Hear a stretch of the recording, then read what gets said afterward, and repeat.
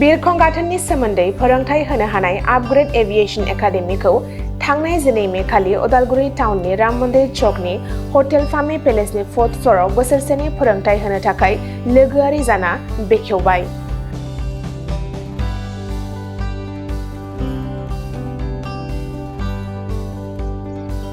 हाबाफारि बायदियै एकाडेमीनि लांगोनाखौ बिथा होनानै बेखेवना होयो चेम्बार्स अफ कमार्सनि चेयारमेन आरो फामी पेलेसनि बिगोमा मुकुट दैमारिया।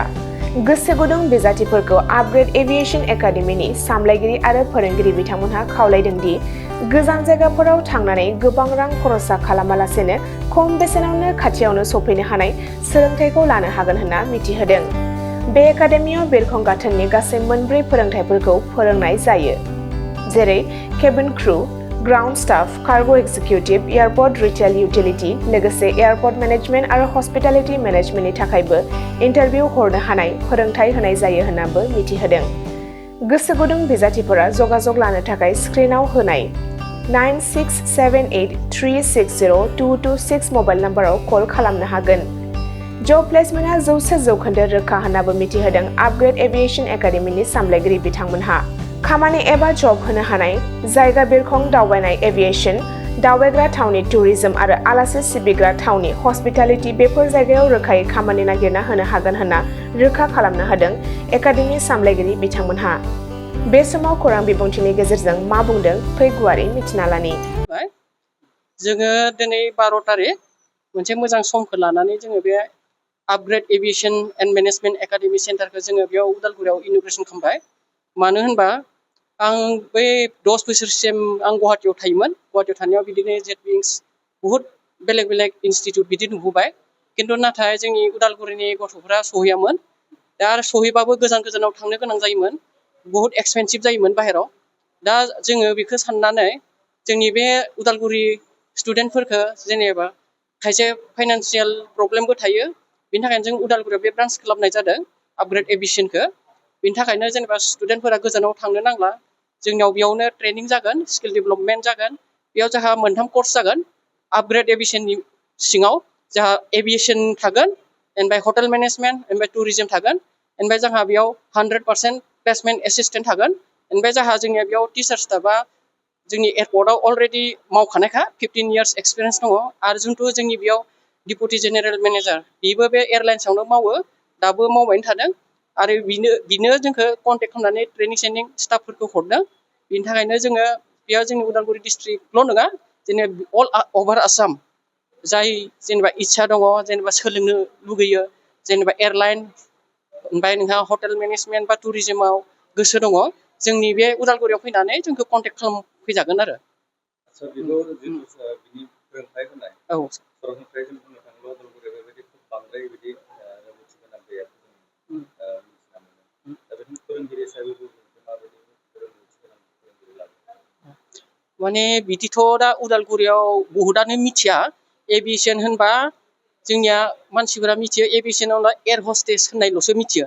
किन्तु जोंनियाव मा होनो एभिएशन होननाय लोगो लोगो बेयाव जोंहा एभिएशन एयारपर्टनि आन्दाराव जेसेबां डिपार्टमेन्ट दङ, जेसेबां डिपार्टमेन्ट जेनेबा एयार हस्टेस केबिन क्रिउ थागोन, नोंहा ग्राउन्ड स्टाफ थागोन, ओमफ्राय एजुकेटिभ कास्टमार एजुकेटिभ थागोन, कार्गो एजुकेटिभ थागोन, ओमफ्राय एडमिनिस्ट्रेसन एजुकेटिभ थागोन, बेनिफ्राय नोंहा सिकिउरिटि एजुकेटिभ थागोन। बेफोर गासिबो जेसेबां भेकेन्सि थागोन जोंनिया बे जुनथु जोंहा डिपुटि जेनेरेल मेनेजार थायो, बिनियाव भेकेन्सि डिटेल्स माबाफोरा फैयो। ओमफ्राय बिनि उनाव मा जागोन, जोंहा बेयाव जुनथु ट्रेनिं होगोन एक्सपिरियेन्स टिचार जोंहा बाहेरनि दङ, बियो ट्रेनिं होगोन। बेनिफ्राय इन्टारभिउ माबायदि फेस खालामनांगोन मानांगोन, जोङो पुरा 100% बिसोरखौ ट्रेन खालामनानै जोङो बिसोरखौ सेलेक्ट खालामनानै ट्रेनिङाव हरनाय जागोन आरो।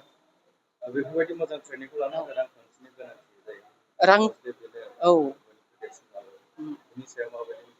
रांखान्थि होनबाथ' बहुतआनो जेनेबा बाहेरायाव थांबाथ' रांखान्थियाथ' जेनेबा थानाय जानायाव बहुद बेसि थाङो, जेनेबा 3 to 4 लाख हमना ला बोसोराव।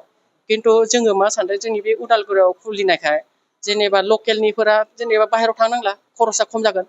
दा जोंनि बेयाव फिसआथ' बहुत खमानो बुंनो थाङो। मानो होनबा जोङो बे फिसआवनो इनक्लुड जोंहा 2 सेट अफ इउनिफर्म थागोन, ओमफ्राय जोंहा स्टाडि मेटेरियेल्स इनक्लुड थागोन, ओमफ्राय आरो जोंहा फिटनेस जेनेबा खायसे जोंहा एयारपर्टआव जोंहा वेटनिबो खुरां थायो, हाइटनिबो खुरां थायो। जेनेबा वेटखौ मेनेज खालामनो थाखाय जोङो बे जिम फेसिलिटि होदों ओमफ्राय आरो जेनेबा एयार हस्टेस एयारपर्टआवथ' एसे ग्रुमिं फेसिलिटि नांगौ नालाय बेखौबो जोङो ग्रुम फेसिलिटिबो होगोन आरो बेयाव बियो हौवासा हिनजावसा बेयाव बट हौवाफोर हिनजावसा बट बेयाव एडमिसन लाफैजागोन आरो इयारा जाबाय 18+ जानांगोन ओमफ्राय मेक्सिमाम 26 बेसेबां सम आंनि बेनो जोंहा बे 1 year course जोबनाय लोगो लोगो जोंहा बे 100% प्लेसमेन्ट एसिस्टेन्ट दङ आरो बेयाव क्वालिफिकेसना 10+12 बेनिफ्राय डिग्री पास जानाय खिन्थु जोंनिया मा डिग्री पास जानाया फेसिलिटिया साबसिन मोनगोन मानो होनबा जोंहा एडमिनिस्ट्रेसनाव बांसिनानो डिग्रीफोरखौ नागिरोथ' आरो जुदि डिग्री पास दङबा बिसोर बिराद मोजां स्कप दङ मानो होनबा प्रमोसननिबो थायोथ' प्रमोसनबो ओंखारबाय थायो दाना मानसिफोरा डिग्री होननाय सार्टिफिकेट नागिरो आरो जेनेबा डिग्री जुदि प्रडिउस खालामनो हायोबा होमबा आरो प्रमोसननि थाखाय मोजां आरो बेयाव मिडियाम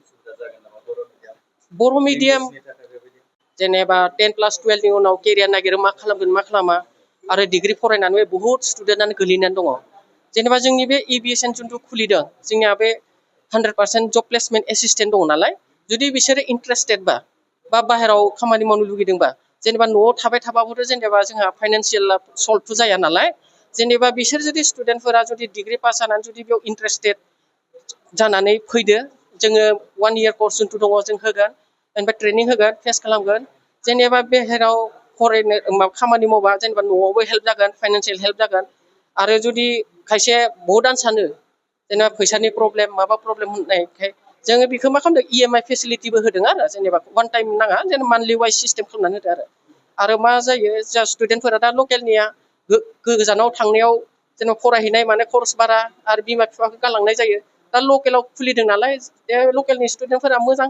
बिनि थाखाय जों फैनानै जेनेबा न'आव थानानै आरामसे ट्रेनिं आरो कलेजफोरावबो बिसोरो एटेन्ड जाहैनोबो हागोन जोंना क्लासआ थारमाने 2 hours जागोन पार डे बिदि आरो दिनै जिथु जागायबाय आरो नैबे साबैसे स्टुडेन्टआ दिनैसिम बेयाव जोबनानै जाखो आरो माने गोदान स्टुडेन्टफोरखौ मा खावलायनो स्टुडेन्टफोरखौ धन्यबाद होदों आङो गिबियावनो स्टुडेन्टफोरा एनो जोंहा 6 जन अलरेडि रेजिस्टार जाबाय बेनिफ्राय दा एगजाम माबा दङ बाहेराव दङ दा बिसोरो फैनानै कन्टेक्ट खालामदों बिसोरबो फैगासिनो दङ एडमिसन लाफैगोन फार्स्ट बेचनि थाखाय अफार माने फार्स्ट बेचनि थाखाय अफाराथ' मोजाङानो जेनेबा जोंनिया अनार जेनेबा फ्रान्साइसि डिपुटि मेनेजार जोंखौ कड होदों जे फार्स्ट बेचखौ उइदिन 6 to 8 month प्लेसमेन्ट होनायनि खुरां बुंदों आरो बिनि थाखायनो आं सानदों जिथु स्टुडेन्टफोरा सानदों जेनेबा एडमिसन लानो बेसेबां हायो थाब फैनांगौ जेनेबा फार्स्ट चान्स फार्स्ट अपरचुनिटिखौ लानो थाखाय आरो बिनि थाखायनो हामबाय होनदों जोंनि उदालगुरियाव दिनै जे गोदान मोनसे इनस्टिटिउट जोंनि गेजेरावहा मोनसे गायसनबाय एबा अपेनिं खालामबाय दिनै बेनि थाखाय फंबाय मेघराज बिथांखौ जों हामबाय होनदों लोगोसे जायफोरा बेखौ सामलायनो थाखाय रेडि जादों बिथांमोनखौबो आं हामबाय होनदों आं खावलायदों जोंनि उदालगुरियाव थानाय लकेलनि जेसेबांखिनि फरायसाफोर दं जेनेबा जायफोरा गोसो दं बे नैबे एयार हस्टेस माबामोन एभिएसन लाइनाव बा हटेल मेनेजमेन्ट लोगोसे टुरिजिम बेफोरखौथ' जोङो जोंनि उदालगुरियाव मोननो थाङाखै खिन्थु जों गुवाहाटि बायदियाव थांनानै जोङो सोलोंनो गोनां जायो बेवहाय जोंहा रांखान्थिनि प्रब्लेम जायो बेखाय जोङो मा होनो गुवाहाटियाव थांनानै जोंहा रांखान्थिनि प्रब्लेम जायो बेनि थाखाय गुबुन जायगायावनो मोननायावहा जोंहा खम खरसावनो जोङो थारमाने बे इनस्टिटिउटआव जोङो सोलोंनो हागोन आरो बिनि जुगिदि जोङो जोंनि एरियानि गथ'फोरा